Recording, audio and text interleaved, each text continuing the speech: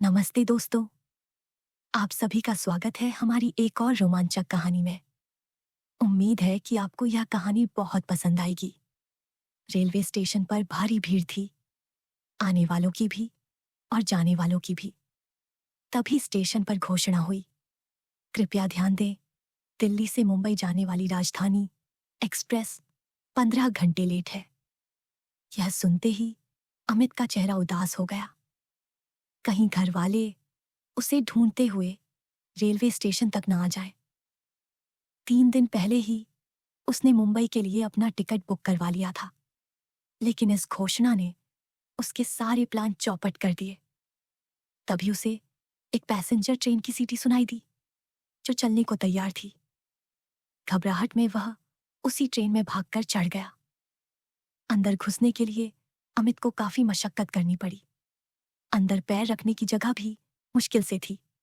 सारे लोग खड़े थे, कई पुरुष और महिलाएं। सभी की हालत खराब थी। जो लोग बैठे थे वे बैठे नहीं, बल्कि लेटे हुए थे। उन्होंने सारी सीटों पर कब्जा कर रखा था। अमित ने बाहर देखा। उसे डर था कि कहीं घर वाले उसे पकड़ न ले और वापस न ले जाए।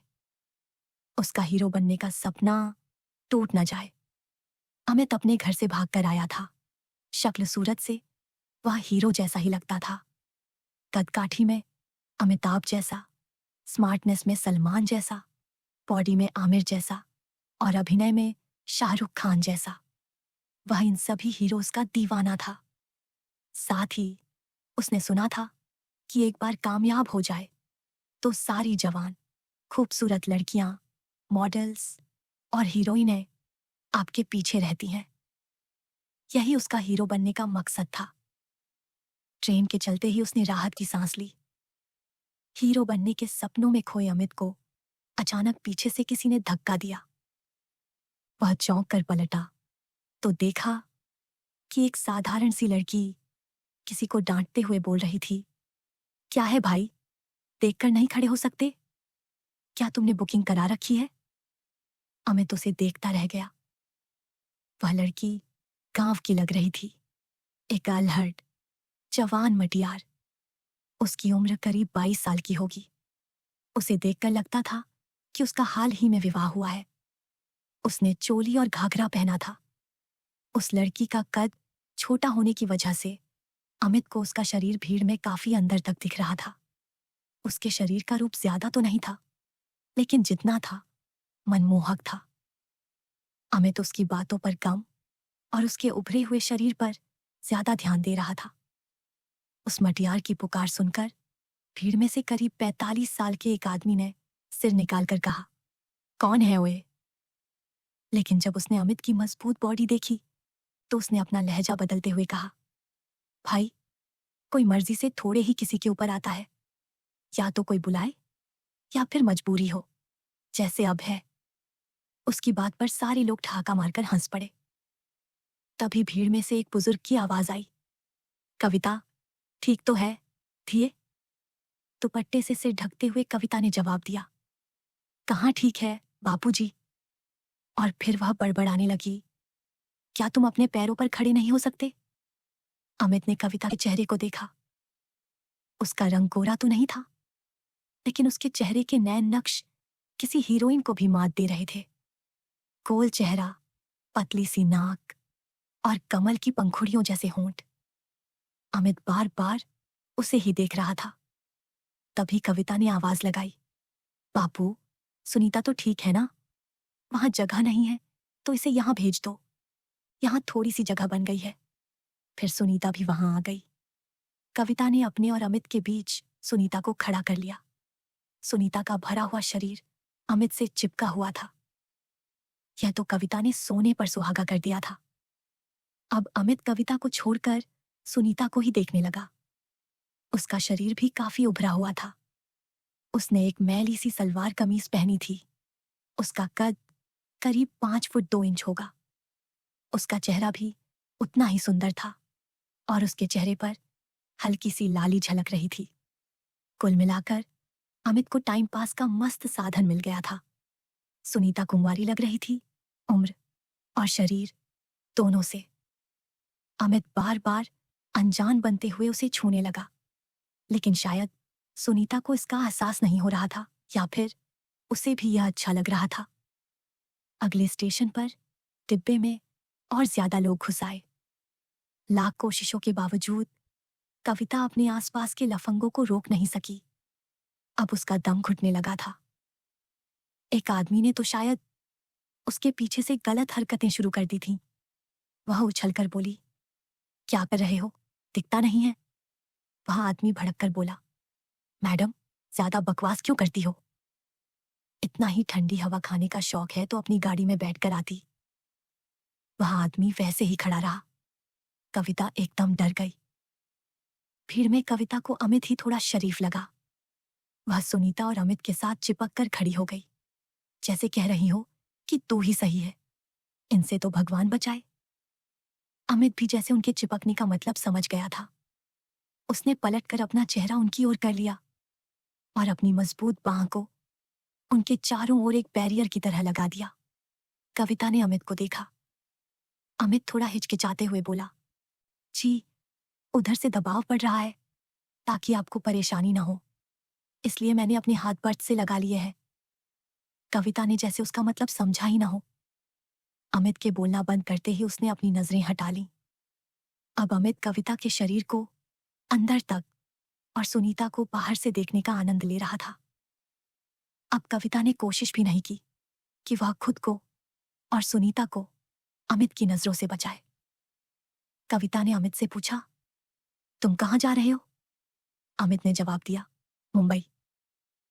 कविता की बदली हुई आवाज पर अमित काफी हैरान था। फिर उसने कविता से पूछा, तुम कहाँ जा रही हो?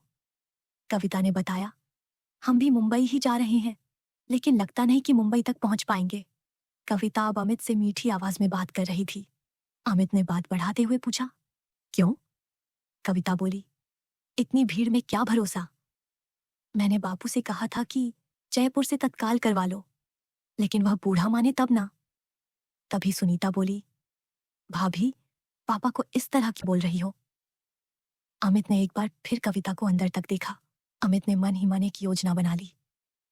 अब वह उन लड़कियों के साथ ज्यादा से ज्यादा रहना चाहता था। अमित ने उनसे कहा, क्या मैं तुम्हारे बापूजी से बात करूं? मेरे पास बुकिंग के 4 टिकट हैं। मेरे दोस्त भी आने वाले थे, लेकिन अब वे नहीं आ सके। मैं भी जयपुर से उसमें जाऊंगा। कल रात करीब 10 बजे वह जयपुर पहुंचेगी। अगर तुम चाहो तो मुझे आगे का साधारण किराया दे दो। अमित को डर था कि किराया न मांगने पाने पर कहीं वे कुछ और न समझ लें। फिर कविता ने जैसे गुस्से में आवाज लगाई, बापूजी, थोड़ा इधर आओ। बूढ़े ने सिर निकालकर कहा, इतनी मुश्किल से तो यहाँ दोनों पैर टिकाए हैं, क्या अब इस जगह को भी छोड़ दूं? इधर। सुनीता के साथ अमित का बार बार छूना हो रहा था, लेकिन सुनीता बिल्कुल खामोश खड़ी थी। अब उसकी हालत खराब होने लगी। बेचारी वह कब तक खड़ी रहती? अमित पीछे से अपनी गलत हरकतों से सुनीता को परेशान कर रहा था। जैसे ही वह नीचे झुकी, सुनीता की आवाज निकल गई। कविता ने उसे देखकर पूछा, क्या हुआ सुनीता? सुनीता बोली, कुछ नहीं भाभी, तू पापा को कह दे कि वे बुकिंग वाला टिकट वीर से ले लें। सुनीता के मुंह से अपने लिए वीर शब्द सुनकर अमित को बिल्कुल अच्छा नहीं लगा। कविता फिर चिल्लाई, बापूजी। बूढ़े ने इस बार अपना चेहरा बाहर निकाला और कहा, क्या बात है दिए? उस समय कविता ने घूंघट निकाल लिया था। फिर वह अपने ससुर से बोली, इनके पास जयपुर से आगे के लिए बुकिंग का टिकट है, जो इनके काम का नहीं है। ये कह रहे हैं कि साधारण किराया देकर टिकट ले लो। कविता के ससुर ने अमित को ऊपर से नीचे तक देखा, फिर संतुष्ट होकर बोले, यह तो बहुत बड़ा उपकार होगा भाई, जो तुम हम गरीबों का किराया कम लोगे। अमित ने खुश होकर कहा, ताऊ जी, ये टिकट मेरे किस काम के? मुझे तो जो मिलेगा वही फायदे का सौदा होगा। यह कहते हुए वह मन ही मन सोच रहा था कि कहीं बूढ़े को यह न पता चल जाए कि टिकट वापस भी हो जाते हैं। फिर कविता का ससुर बोला, ठीक है भाई, हम फिर जयपुर उतर जाएंगे, तुम्हारी बड़ी मेहरबानी। यह कहकर उसका चेहरा भीड़ में गायब हो गया। अमित का ध्यान सुनीता पर गया। वह धीरे धीरे भीड़ के साथ आगे पीछे हो रही थी। उसे यह सब अच्छा लग रहा था। कुछ देर ऐसे ही चलता रहा। फिर सुनीता की आंखें बंद हो गईं और उसने कविता को जोर से पकड़ लिया। कविता ने पूछा, क्या हुआ सुनीता? खुद को संभालते हुए सुनीता बोली, कुछ नहीं भाभी, बस चक्कर आ गया था। अब तक अमित समझ चुका था कि सुनीता मुफ्त में ही आनंद ले गई। एक बार अमित के मन में ख्याल आया कि वह टॉयलेट जाकर खुद को शांत कर ले, लेकिन उस जगह को खोने का डर भी था। अचानक किसी ने लाइट के सामने कुछ लटका दिया, जिससे आसपास अंधेरा हो गया। इस बार अमित से रहा नहीं गया। कुछ रोशनी कम होने का फायदा, कुछ यह विश्वास कि सुनीता मजा ले रही है। अमित ने महसूस किया कि सुनीता की आंखों में गुस्सा नहीं, बल्कि थोड़ा डर जरूर था, अपनी भाभी का और बाकी सवारियों का, कि कहीं कोई देख ना ले। धीरे धीरे रात गहरी होती जा रही थी। लोग खड़े खड़े ही सोने लगे। अमित ने देखा कि कविता भी खड़ी खड़ी सो रही है। अमित ने भी एक भले आदमी की तरह उसकी गर्दन के साथ अपना हाथ लगा दिया। कविता ने एक बार अमित को देखा और फिर अपनी आंखें बंद कर लीं। अब अमित और खुलकर खतरा उठा सकता था। उसे अब सुनीता का डर नहीं था।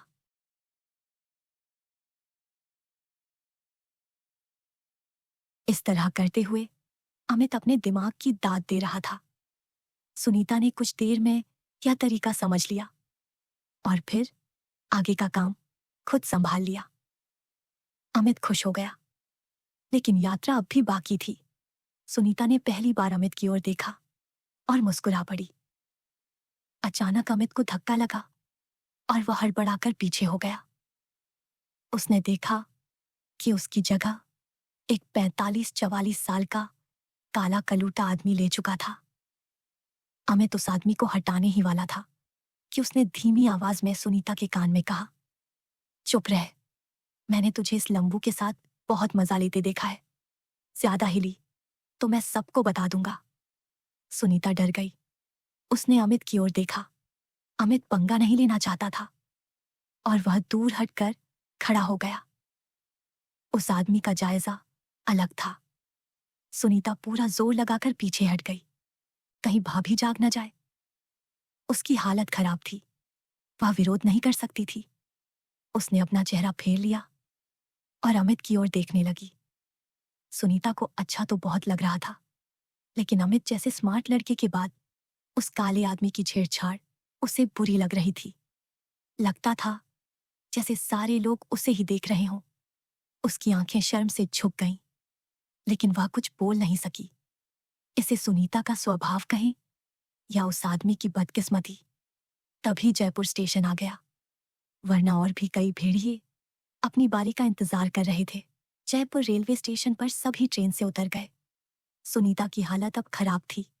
अमित बोला, ताऊ जी, बाहर चलकर पहले कुछ खा पी ले। लेकिन ताऊ, जो पता नहीं कैसा आदमी था, बोला, भाई तू जाकर खा ले, हम तो अपना खाना साथ लाए हैं। कविता ने उसे डांट कर कहा, आप भी ना बापूजी, जब हम खाएंगे तो क्या ये हमारे साथ नहीं खा सकते?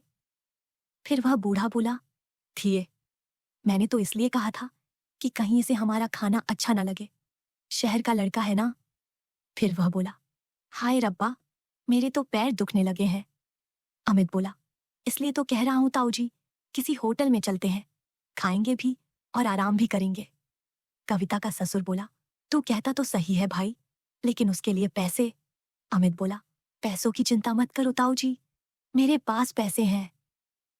अमित के एटीएम में लाखों रुपए थे। फिर वह बूढ़ा बोला, अच्छा, फिर तो चल पुत, आज होटल का ही खा लेते हैं। होटल में बैठते ही तीनों के होश उड़ गए। उन्होंने देखा कि सुनीता उनके साथ नहीं थी। कविता और उसके ससुर का चेहरा जैसे सफेद पड़ गया। अमित ने उन्हें तसल्ली देते हुए कहा, ताऊ जी, मैं देख कर आता हूं, तुम यहां बैठकर खाना खा लो, तब तक मैं सुनीता को लेकर आता हूं। कविता बोली, मैं भी चलती हूं तुम्हारे साथ। ताऊ बोला, नहीं कविता, मैं अकेला यहां क्या करूंगा, तू यहीं बैठ। जा पुत, जल्दी जा और उसी रास्ते से देखता जा जहां से हम आए थे। मेरे पैरों में तो जान ही नहीं बची, वरना मैं भी तेरे साथ चलता। अमित सुनीता को ढूंढने के लिए होटल से निकल गया। उसके मन में कई तरह की बातें आ रही थीं। कहीं पीछे से किसी ने उसे अगवा तो नहीं कर लिया, कहीं वह काला आदमी वह स्टेशन के अंदर घुसा ही था कि पीछे से आवाज आई। अमित ने पलटकर देखा तो सुनीता स्टेशन के प्रवेश द्वार पर सहमी हुई खड़ी थी। अमित फटाफट उसके पास पहुंचा और बोला, क्या तू पागल है? तू यहाँ क्या कर रही है? चल जल्दी। सुनीता अब शांत थी। वह बोली, मैं क्या करती वीर, तुम ही गायब हो गए थे। यह सुनते ही अमित गुस्से में बोला, सुनीता प्लीज मुझे वीर मत बोल। सुनीता ने पूछा, क्यों? अमित बोला, मेरा नाम अमित है, समझी? और तू मुझे मेरे नाम से ही बुलाएगी। चल जल्दी चल। यह कहकर अमित आगे बढ़ गया और सुनीता उसके पीछे पीछे चलने लगी। अमित उसे शहर की ओर न ले जाकर स्टेशन से बाहर निकलते ही रेल की पटरियों के साथ साथ एक सड़क पर चलने लगा। आगे पूरा अंधेरा था। अमित ने सोचा कि वहां उसका काम बन सकता है। सुनीता अंधेरे को देखकर घबरा गई और बोली, इधर कहाँ ले जा रहे हो? अमित बोला, तू चुपचाप मेरे पीछे चल, वरना कोई उस कालू जैसा, तू समझ गई ना? अमित ने उसे ट्रेन की बातें याद दिलाई। सुनीता शिकायती लहजे में बोली, तूने मुझे बचाया क्यों नहीं? इतना तगड़ा होकर भी डर गया था। अमित बोला, अच्छा तुझे याद नहीं? वह क्या बोल रहा था? वह सबको हमारे बारे में बता देता। सुनीता चुप हो गई। अमित बोला, लेकिन तू खो कैसे गई थी? तू हमारे साथ साथ नहीं चल सकती थी। सुनीता को अपनी हालत याद आ गई। वह बोली, मैं, और चुप हो गई। अमित ने बात पूरी करने को कहा। सुनीता बोली, उसने मेरे कपड़े गंदे कर दिए थे, मैं झुककर उन्हें साफ करने लगी। जब उठकर देखा तो तुम सब गायब थे। अमित ने उसके कपड़ों को देखने की कोशिश की, लेकिन अंधेरा इतना गहरा था कि उसे कुछ साफ दिखाई नहीं दिया। अमित ने देखा कि पटरियों के पास एक डिब्बा खाली है। वह पटरियों के किनारे से उस रेलगाड़ी के डिब्बे की ओर जाने लगा। तभी सुनीता बोली, तू कहाँ जा रहा है? अमित बोला, आना है तो आ, वरना ढट्टे खूह में जा, ज्यादा सवाल मत कर। सुनीता चुपचाप चलती गई। उसके पास कोई और रास्ता नहीं था। अमित इधर उधर देखकर डिब्बे के अंदर चला गया, लेकिन सुनीता उस डिब्बे में नहीं चढ़ी। वह खतरे को समझ चुकी थी।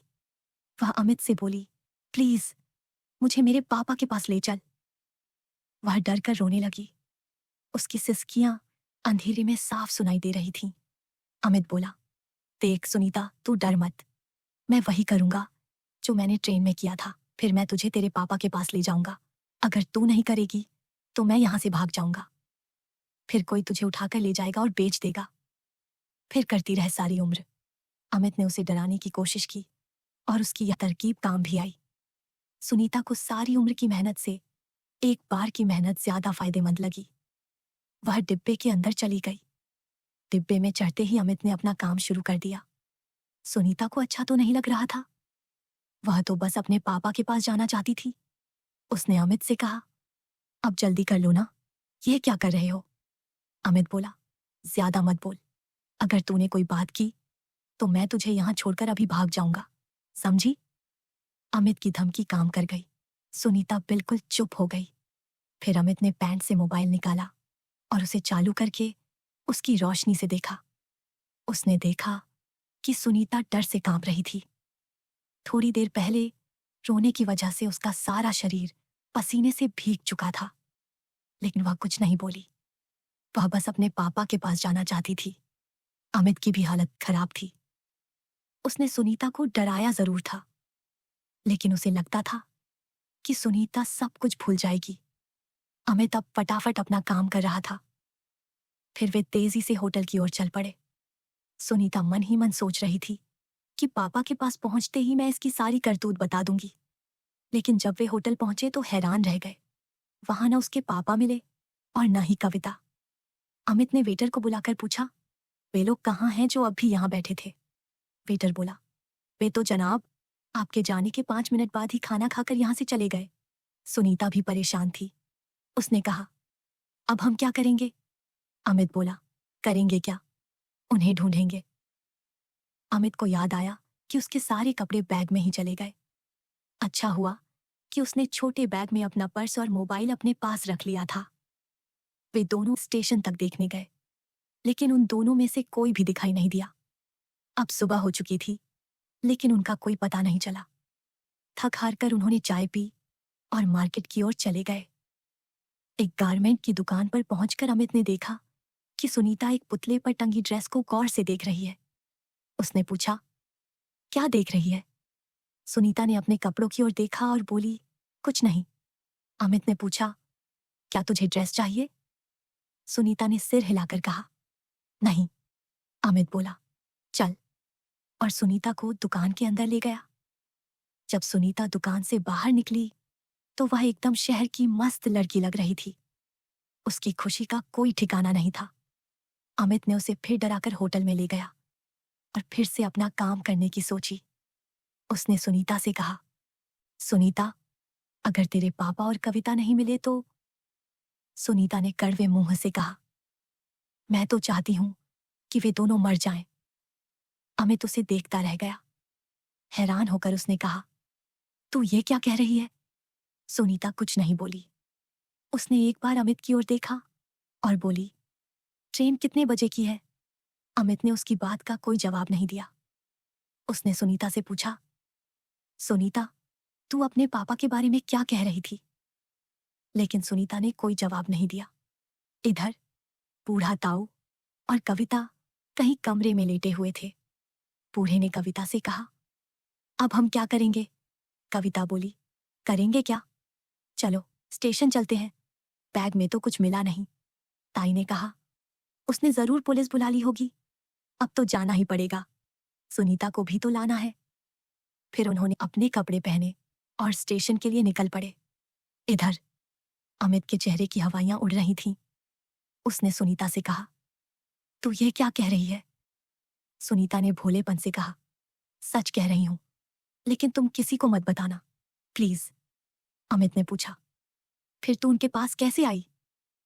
अमित का सब्र अब जवाब दे गया था। सुनीता ने जवाब दिया, ये लोग मुझे दिल्ली से 1 लाख में खरीद कर लाए हैं। सुनीता अमित पर कुछ ज्यादा ही भरोसा कर बैठी थी। अमित ने पूछा, तो तू दिल्ली की है? उसे सुनीता की बातों पर विश्वास नहीं हो रहा था। सुनीता ने जानकारी बढ़ाई, नहीं, मैं तो वेस्ट बंगाल की हूं। अमित की बेसब्री और बढ़ती जा रही थी। उसने फिर पूछा, फिर तू वहां से दिल्ली कैसे आई? सुनीता ने बताया, दिल्ली मुझे राजकुमार वीर लाए थे। अमित ने पूछा, तुझे तेरे घर वालों ने भेज दिया था? सुनीता बोली, हाँ, वह गांव से और भी लड़कियां लाता है। अमित ने पूछा, वह लड़कियों से क्या काम करवाता है? सुनीता बोली, मुझे क्या पता। यही कहा था कि कोठियों पर काम करवाएंगे, बर्तन, सफाई वगैरह। अमित बोला, फिर तेरे घर वालों ने उस पर भरोसा कैसे कर लिया? सुनीता ने कहा, वह सारी लड़कियों के घर वालों को 10,000 रुपये महीना भेजता है। अमित बोला, लेकिन उसने तो तुझे बेच दिया, अब वह रुपये कब देगा? सुनीता बोली, वह उन्हें 10,000 रुपये महीना देंगे, मैंने उनकी बात सुनी थी। अमित ने कहा, तो तुझे सचमुच नहीं पता कि ये लोग तेरा क्या करेंगे? सुनीता ने कहा, नहीं पता। अमित बोला, क्या तेरे साथ किसी ने कभी वह सब किया है? सुनीता ने कहा, वह सब क्या? अमित ने माथे पर हाथ मारते हुए कहा, हाय रब्बा, जैसे मैंने ट्रेन में किया था। सुनीता ने कहा, हाँ। अमित ने पूछा, किसने? सुनीता बोली, तूने और फिर वह काला कलूटा। अमित उसकी मासूमियत पर हंस पड़ा। उसने पूछा, फिर तू उन्हें पापा और भाभी क्यों कहती है? सुनीता बोली, उन्होंने मुझे ऐसा ही समझाया था। तभी वह बूढ़ा और कविता उनके सामने आ गए। सुनीता बोली, उन्हें कुछ मत बताना। उन्होंने कहा था कि अगर किसी को कुछ बताया तो तुझे जान से मार देंगे। बूढ़े ने जब सुनीता को नए कपड़ों में देखा तो वह शक से अमित की ओर देखने लगा।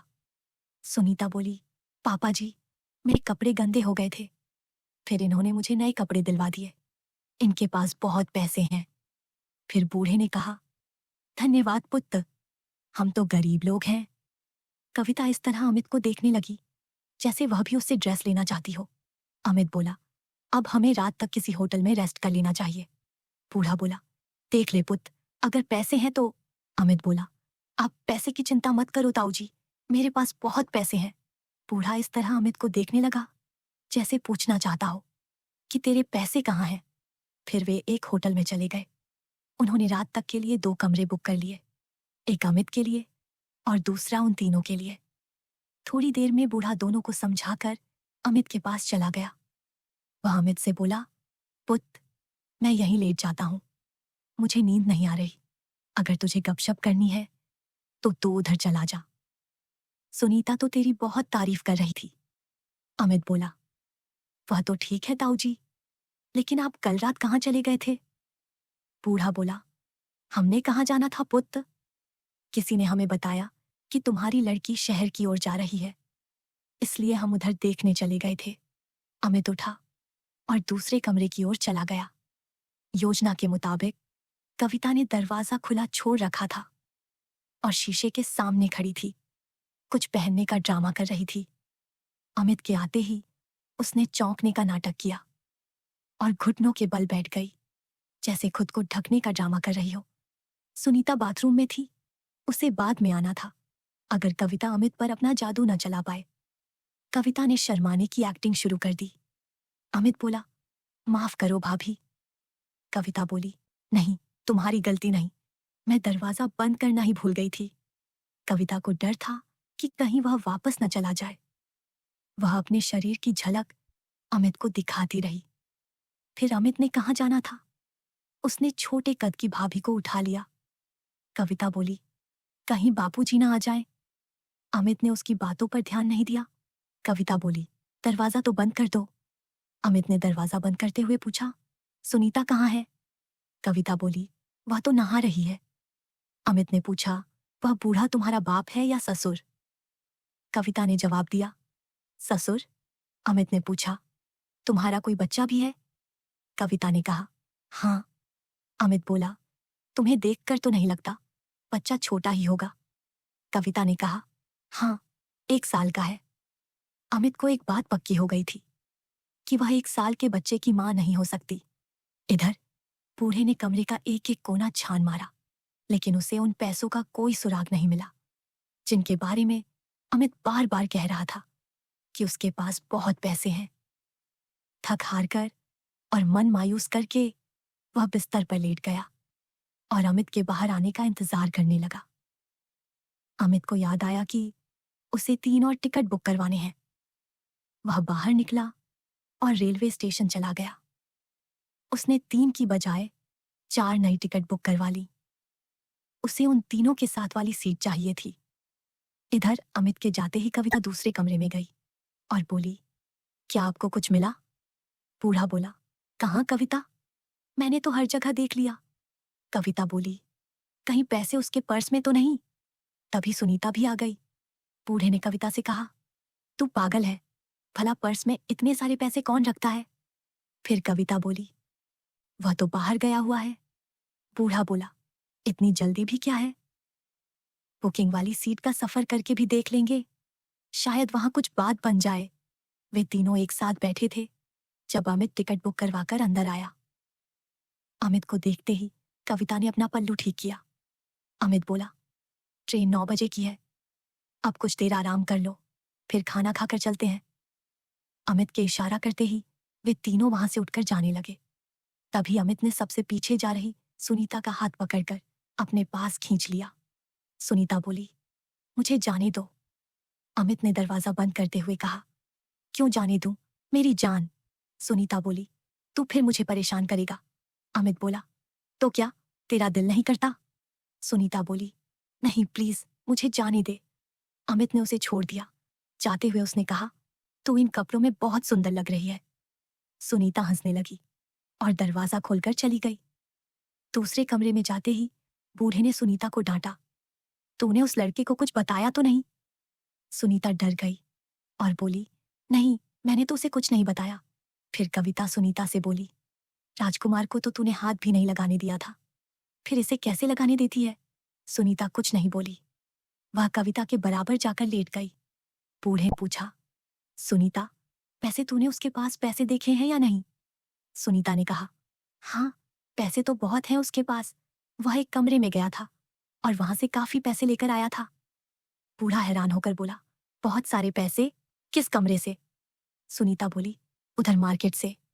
फिर बूढ़ा बोला, वाह यार, एटीएम में पैसे हैं इसके। इस तरह कर कविता, तू उसे अपने जाल में फंसाकर अपने गांव ले चल। वहां हम इससे एटीएम भी छीन लेंगे और कोड भी पूछ लेंगे, जिसके बाद पैसे निकलते हैं। कविता का दिल भी बेईमान हो रहा था, क्योंकि उसे अमित के साथ बहुत मजा आया था। वह बोली, क्या फिर मैं अभी चली जाऊं उसे फंसाने के लिए? बूढ़ा बोला, इतनी जल्दी भी मत कर। अगर उसका मन तुझसे भर गया तो वह हमारे साथ गांव नहीं जाएगा। अब तुम सो जाओ, रेलगाड़ी में ही अपना काम कर लेना। फिर वे तीनों लेट गए। ठीक 9 बजे राजधानी एक्सप्रेस स्टेशन पर आ गई। जब अमित ने उन्हें एक डिब्बा दिखाया तो बूढ़ा भागकर उसमें चढ़ने की कोशिश करने लगा और उसके पीछे दोनों लड़कियां भी भाग गईं। उन्हें लगा कि अगर वे पीछे रह गईं तो सीट नहीं मिलेगी। तभी बूढ़ा खड़ा होकर हंसने लगा। वह बोला, अरे, बुकिंग में भी कोई भागकर चढ़ता है? यहां तो सीट मिलनी ही मिलनी है, चाहे सबसे आखिर में चढ़ो। अमित हंसने लगा। चारों लोग ट्रेन में चढ़ गए। अमित अपनी सीट देखकर ऊपर जा बैठा। पीछे पीछे बूढ़ा भी बर्थ पर चढ़ गया। अमित बोला, क्या हुआ ताऊ जी, नीचे जाओ। बूढ़ा बोला, क्या अपनी सीट नहीं है? अमित उनकी बात समझ गया। बूढ़ा बोला, सबकी अलग अलग सीटें हैं। अमित बोला, ये चारों सीटें हमारी ही हैं। बूढ़ा बोला, अच्छा पुत्र, मैं तो बुकिंग में कभी बैठा नहीं, गलती हो गई। यह कहकर बूढ़ा नीचे उतर गया। सुनीता और कविता सामने वाली बर्थ पर जा बैठी। बूढ़ा अमित के ठीक नीचे था और सुनीता नीचे की सामने वाली सीट पर। उन्हें इस तरह करते देख एक नकचढ़ी लड़की बोली, कभी बैठे नहीं ट्रेन में? यह कहकर वह हंसने लगी। वह लड़की बहुत घमंडी थी। उसे देखकर लग रहा था कि वह किसी बड़े घर की होगी। अमित ने उस पर गौर किया। वह लड़की 22-23 साल की कोरी चिट्टी थी। अमित का चेहरा खिल गया। वह लेटी हुई थी। उसकी बात सुनकर कविता लड़ाई के मूड में आ गई। वह बोली, तुम्हें क्या, हम जहां चाहें वहां बैठें, चारों सीटें हमारी हैं। बड़ी आई। इस बात पर उस लड़की को भी गुस्सा आ गया। वह कविता से बोली, hey stupid, just be in limit, don't try to mess with me. Kavita बोली, ओए, क्या बकबक कर रही है? तेरी माँ होगी स्टूपिड। कविता को बस स्टूपिड ही समझ आया था और उसे पता था कि यह एक गाली है। अमित ने लड़ाई बढ़ते देख उस लड़की से नम्रता से कहा, आई एम सॉरी मिस। उस लड़की ने कहा, शीतल, माई नेम इज। अमित को लगा कि वह लड़की बहुत तेज है, लेकिन उसने कविता को शांत कर दिया। इतने में एक भाई साहब जो उनकी बराबर वाली सीट पर बैठे थे, उन्होंने सिर निकालकर कहा, भाई साहब, खुली हुई गधा के पीछे नहीं जाते, लात मार देती है। शीतल को उनकी कहावत समझ नहीं आई, लेकिन अमित उनकी बात सुनकर जोर जोर से हंसने लगा। शीतल समझ गई कि उसे ही गधा कहा गया है। वह उस आदमी से उलझ गई। How dare you! लेकिन उस आदमी की हिम्मत गजब की थी। उसने शीतल को बीच में ही रोककर अपनी सुनानी शुरू कर दी। I don't care, okay? My name is Sanjay Rajput. क्या गांव वाले बेचारे इंसान नहीं होते? तुझे शर्म नहीं आई उन पर हंसते हुए? शीतल उसकी खरी खरी सुनकर अंदर तक कांप गई। उसमें अब आगे कुछ बोलने की हिम्मत नहीं थी। उसने अपनी आंखों पर हाथ रख लिया और सिसकने लगी। यह सारा ड्रामा देखकर अमित इतना तो समझ गया कि वह लड़की अकेली है। अमित उस लड़की को देखने के लिए राजपूत के पास जा पहुंचा। उसने कहा, हेलो फ्रेंड, मेरा नाम अमित है। आपका नाम तो मैं सुन ही चुका हूं। राजपूत ने पीछे हटकर उसे जगह दे दी और बोला, यार, इन लड़कियों के नखरे अजीब होते हैं। अब यह खुद ही बीच में कूदी थी और जब मैंने बोला तो रोने लग गई। कोई समझाओ यार इसे। फिर उसने सॉरी कहकर शीतल के माथे पर रखा हुआ हाथ पकड़ लिया। शीतल बोली, डोंट टच मी। फिर उसने अपना हाथ झटक दिया। राजपूत का पारा फिर गर्म हो गया। वह बोला, अब देख लो, पहले तो उसके कपड़े देखो, कुछ भी छुप नहीं रहा। फिर कहती है कि गलत हो गया। राजपूत की इस बात पर अमित ने मुश्किल से अपनी हंसी रोकी। उसने शीतल को देखा। उसने घुटनों से भी ऊपर का स्कर्ट पहना था। राजपूत के ड्रेस पर कमेंट करने के बाद उसने अपनी टांगें सीधी कर लीं। फिर अमित ने बात को टालने की कोशिश करते हुए कहा, छोड़ो यार। राजपूत बोला, ओए भाई, मैंने इसका अभी तक पकड़ा ही क्या है? हाथ छोड़कर सोचा था कि बराबर वाली सीट पर लड़की है, रात अच्छी गुजर जाएगी, लेकिन सारा मूड ही खराब हो गया। ऐसी बात सुनकर भी शीतल कुछ नहीं बोली। शायद उसे अपनी गलती का एहसास हो गया था। फिर अमित ने राजपूत से कहा, और सुनाओ दोस्त। राजपूत बोला, क्या सुनाऊं यार? खुद को तो ऑफिस से टाइम ही नहीं मिलता। मुंबई जा रहा हूं किसी काम से। टाइम तो नहीं था, लेकिन चिराग के बुलाने पर आना ही पड़ा। अमित ने पूछा, चिराग? राजपूत बोला, चिराग मेरे दोस्त का नाम है। अमित ने सोचा कि इसी तरह यह रात भी निकल जाएगी। उसने कहा, चलो भाई। Rajput, good night. फिर अमित अपनी सीट पर वापस आ गया। कविता बैठी हुई उसका ही इंतजार कर रही थी। अमित ने देखा कि बूढ़ा अपनी आंखें बंद करके लेटा हुआ था। उसने कविता को अपने पास आने का इशारा किया।